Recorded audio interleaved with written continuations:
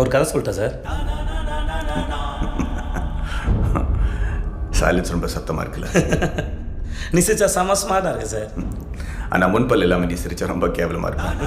சரிக்காது, camera ஆஃபில் இருக்கு, செஞ்சிருவேன். என்ன என் கை கொஞ்சம் லேசாக வைங்க, அவ்வளோதான்.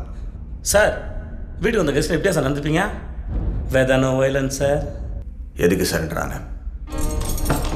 ஒரு கதை சொல்லிட்டு போகலான்னு வந்தேன் சார். சொந்த கதை சார். உன்ன மாதிரி ஆளுங்களுக்கெல்லாம் ஒரே கதை தானே. நான் கீழே இருந்தேன், தெருநாயாக இருந்தேன், இது செஞ்சு அது செஞ்சு பெரிய ஆள் ஆகிட்டேன். அந்த கதை தானே. ஐயோ எப்படி சார்? என் கண்ணிலே படம் பார்த்தியா சார்? உன்னை பற்றி ஒன்று சொல்லட்டா.